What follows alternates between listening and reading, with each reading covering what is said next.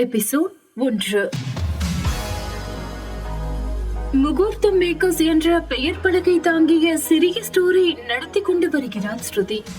24 வயதுடையவள். சொந்தமாக பிசினஸ் ஒன்றை செய்ய வேண்டும் என்பதுதான் அவளின் ஒரே எண்ணமாக இருந்தது. அவள் படித்தது ஈவென்ட் மேனேஜ்மெண்ட். அதையே பிசினஸாக தொடங்கிவிட்டாள். அவளிடம் பெரிதாக வரும் ஆர்டர்கள் எல்லாம் திருமணத்திற்காக வருவதனால் பெயரை முகூர்த்தம் மேக்கர்ஸ் என்று மாற்றிக்கொண்டாள். திருமணத்திற்கு தேவையான அனைத்து விஷயங்களையும் பக்காவாக பிளான் செய்து A to Z வரை முடித்து கொடுப்பாள். இன்று வழக்கம் போல அவளின் ஆபீஸில் அமர்ந்து வரவு செலவு கணக்குகளை எழுதி கொண்டிருந்தாள். அவள் மும்முரமாக கணக்கு எழுதி கொண்டிருக்க அவள் காதில் பேவென்று கத்தினாள் ரூபிகா. அதில் திடுக்கிட்ட ஸ்ருதி, ஐயோ கடவுளே, எருமை பயந்துட்டேன், சொல்லிட்டு வர மாட்டேன் பிசாசு. அதில் சிரித்த ரூபிகா, சும்மா ஃபன் பண்ணி பார்த்தேன். என்ன மேடம், வேலையெல்லாம் முடிச்சாச்சா? மணி 9 ஆகுது, இன்னும் வீட்டுக்கு கிளம்பாம இங்கே இருக்கீங்க என்று கேட்டாள்.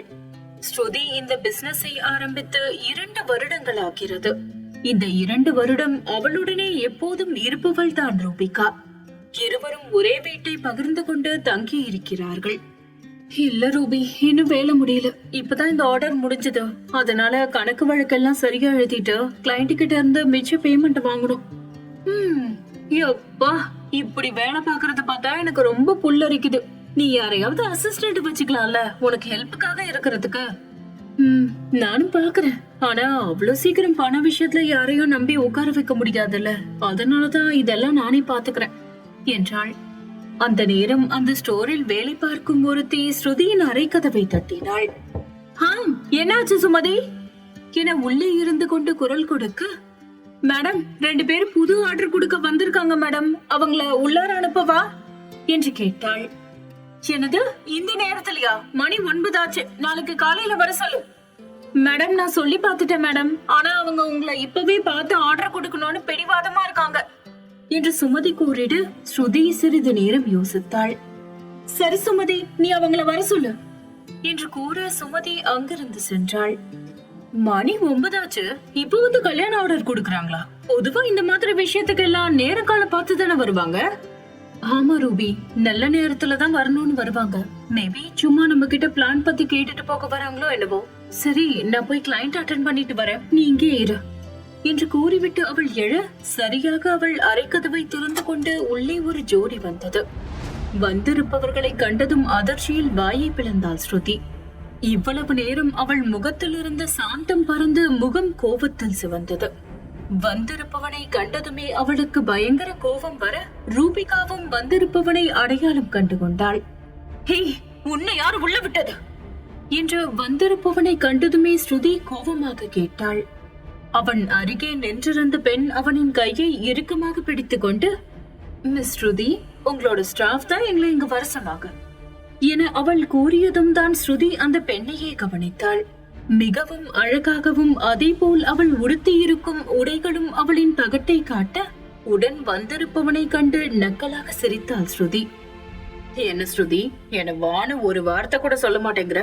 வந்திருக்க கிளைண்ட்டை இப்படிதான் ட்ரீட் பண்ணுவியா என கேட்டான் ரிஷி. அவன் வார்த்தைகளில் அவளுக்கு கோபம் தான் வந்தது. நீதான் கிளைண்ட்னு தெரிஞ்சிருந்தா உன்னை உள்ள அருகே விட்டுருக்க மாட்டேன். ஒழுங்கு மரியாதையா வெளியே போயிடு. மிஸ் ஸ்ருதி, நாங்க இங்க பிரச்சனை பண்றதுக்காக வரல. என்னோட ஃபியூச்சர் ஹஸ்பண்ட் பெஸ்ட் வெட்டிங் பிளானரை தெரியும்னு சொல்லி கூட்டிட்டு வந்தாரு. அதான் உங்களையே எங்க கல்யாணத்துக்கு புக் பண்ணலான்னு வந்திருக்கோம் என்று அந்த பெண்ணும் கூறிட, ஸ்ருதிக்கு மேலும் எரிச்சலானது. ஆக மொத்தம் இருவரும் சேர்ந்து அவளை வெறுப்பேற்றவே இந்த இடத்திற்கு வந்திருக்கிறார்கள் என புரிந்து கொண்டாள். ஐம் சோ சாரி, நான் மனுஷங்களுக்கு தான் வெட்டிங் பிளானர். மிருகத்தோட கல்யாணத்தை எல்லாம் என்னால நடத்தி வைக்க முடியாது என எரிச்சலுடன் கூற, ரிஷியின் முகம் கோபத்தை தத்தெடுத்தது. அவன் அருகே இருந்த தாரா, வாட் ரிஷி, நீ சொன்னாலும் மரியாதை தெரியாத ஆளா இருக்கான், இவகிட்டே நம்ம கல்யாண பொறுப்பு கொடுக்கறதா என்று சினிங்கினாள். கியூட்டாக செய்கிறேன் என்ற பெயரில் தாரா சினுங்க ஸ்ருதிக்கு கிரிஞ்சாக இருந்தது. கருமோ இந்த அனிமல்ஸ் கிரிஞ்செல்லாம் நான் பார்க்க வேண்டியதா இருக்கு என்று தனக்குள்ளேயே முணுமுணுத்துக் கொண்டாள் ஸ்ருதி. ஸ்ருதி, ஏன் எங்களோட வெட்டிங்கு நீ பிளான் பண்ண மாட்டேன்னு சொல்ற? ஒருவேளை பழச இன்னும் நீ மறக்கலையோ என ரிஷி வேண்டுமென்றே அவளை தூண்டிவிடும் எண்ணத்தோடு கேட்க, அவனை இன்னும் முறைத்தாள் ஸ்ருதி. கண்டுபடி பேசிட்டு இருக்காத. என்னோட ஸ்டோரை மூட வேண்டிய நேரம் ஆயிடுச்சு.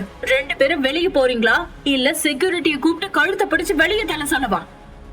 ஸ்ருதி, என்னோட வெட்டிங் ஆர்டர் எடுத்துக்கோ. உன்னோட பிளான்ஸை காட்டு. சீக்கிரமாவே நாங்க புக் பண்ணிட்டு கிளம்பிடுறோம் என்று கூறிய ரிஷி தாராவை இழுத்து அருகே இருக்கும் சோஃபாவில் அமர வைத்துக் கொண்டான். இருவரும் சாவகாசமாய் அமர்ந்திருப்பதை பார்க்கவே அவளுக்கு இன்னும் எரிச்சல் அதிகரித்தது. இங்க பாரு ரிஷி, ஒழுங்கு மரியாதையா இந்த இடத்தை விட்டு காலி பண்ண. உன்னோட வெட்டிங்க நான் பண்ண மாட்டேன். நீ வேற யாரையாவது பாத்துக்க என பிடிவாதமாய் கூறினாள். அவளை சுவாரஸ்யமாய் பார்த்த ரிஷி, என்ன ஆச்சு ஸ்ருதி? திரும்ப திரும்ப என்னோட கல்யாண ஆர்டரை எடுத்துக்க மாட்டேன்னு சொல்ற. ஒருவேளை உன்னோட மனசுல இன்னும் நான் இருக்கணும் என்ன என திமிராக கேட்டான். அதில் அவளுக்கு சுருக்கென்று கோபம் வந்தது. பேபி, அவகிட்ட என்ன இப்படி எல்லாம் பேசிட்டு இருக்க?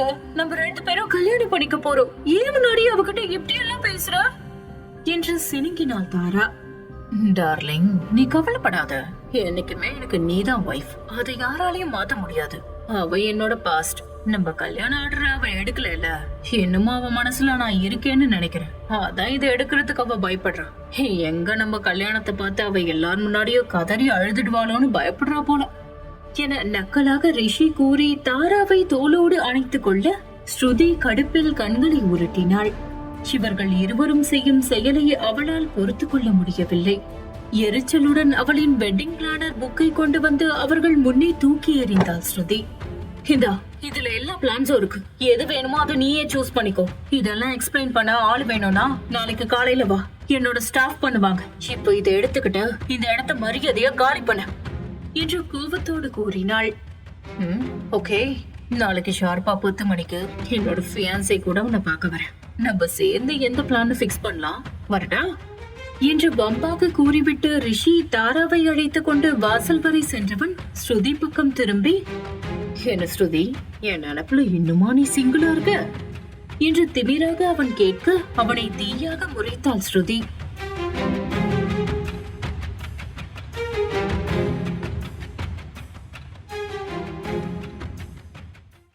ஸ்டோரி நெஸ்ட் எஃப்எம்ஐ சப்ஸ்கிரைப் செய்து மனதிற்கு பிடித்த கதைகளை தினமும் இலவசமாக கேளுங்கள்.